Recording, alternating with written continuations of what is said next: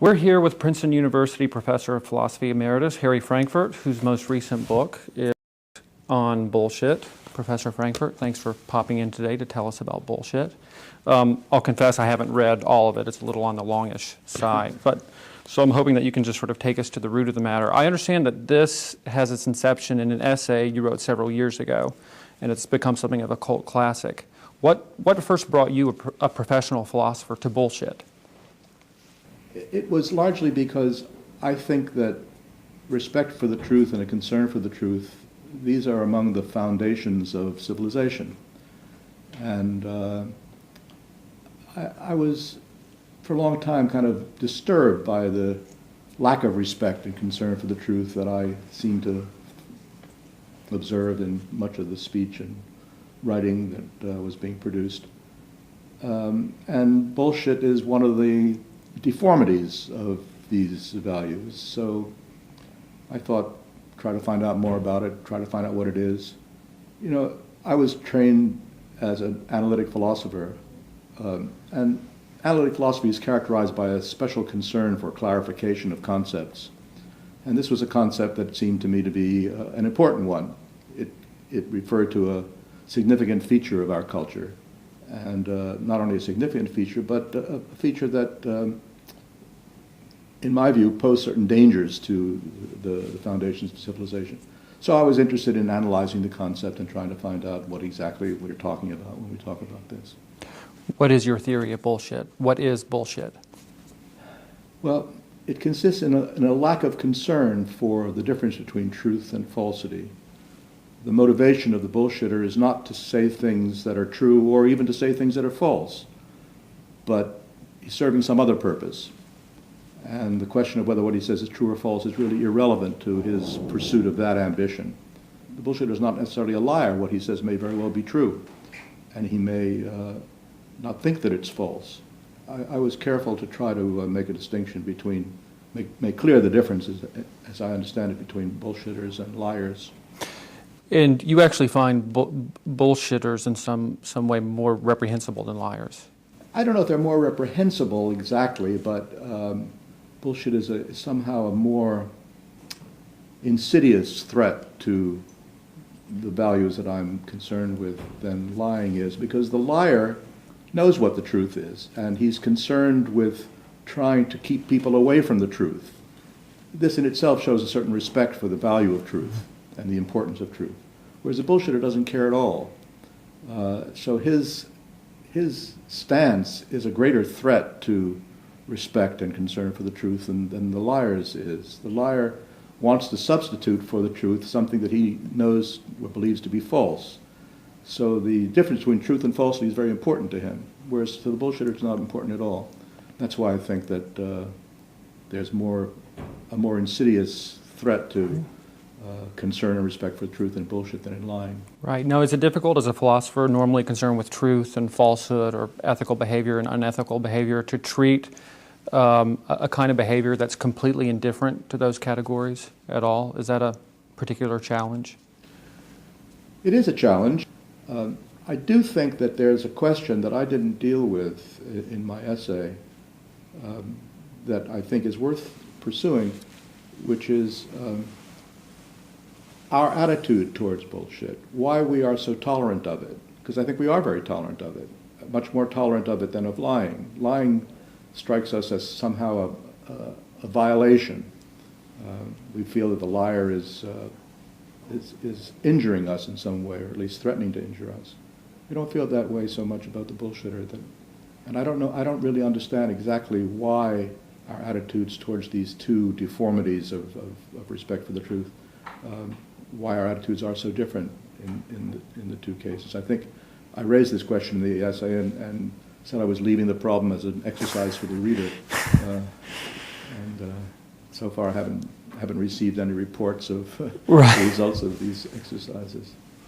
Now, does bullshit require a kind of creativity or an imagination that just a simple insertion of a falsehood doesn't? Well, I suggested that it does, and that's where the notion of the bullshit artist comes in, that the liar is limited by his commitment to saying something that conflicts with the truth.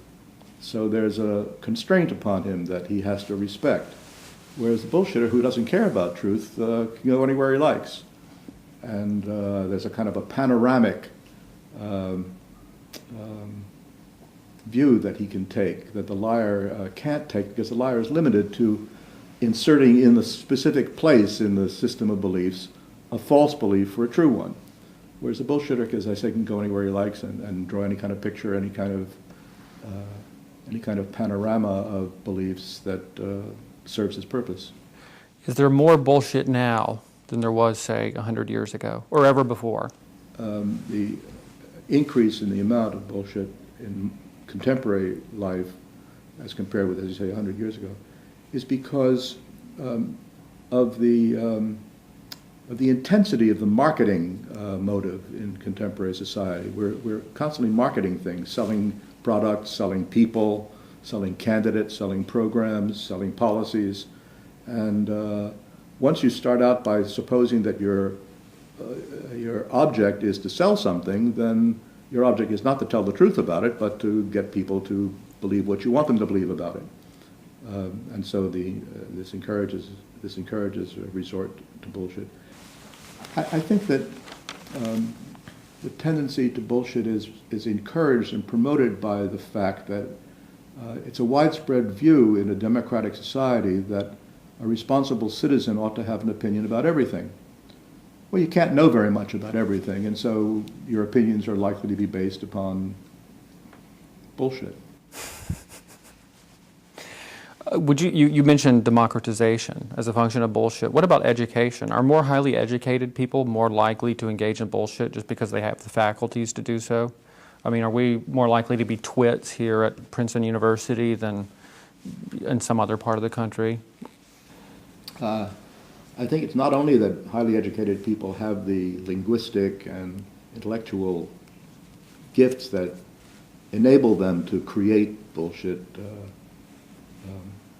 but also I think that a lot of people who are highly educated acquire a kind of arrogance that leads them to be negligent about truth and falsity. They have a lot of confidence in their own opinions, and this may also encourage them to produce bullshit. Can you give us any sort of salient examples today of bullshit?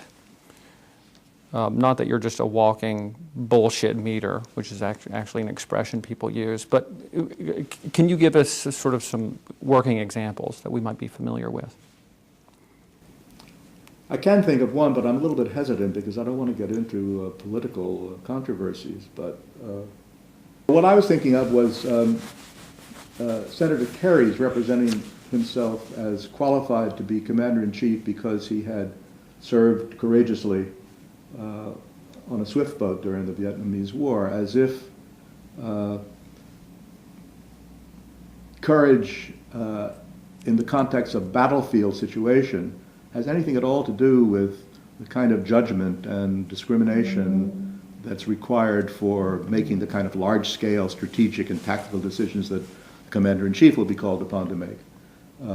So I think that all this stuff about Band of Brothers and all that sort of thing, and how courageous I was and how heroically I performed, that was all a lot of bullshit.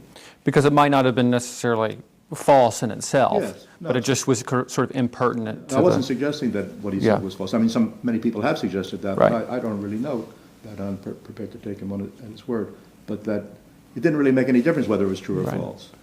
Right. Is there anything that we should do about bullshit? Can anything be done to it, or is it just a universal human tendency? Yeah, that's another good question. I don't know, first of all, whether we want to do anything about it. It's what I suggested before. I don't really understand what our attitude towards it is, whether we feel that it's something we want to get rid of, or whether it's something that serves a valuable function in the social order, so that whether we know it or not, we are interested. We have an interest, whether it's conscious or subconscious or not articulated.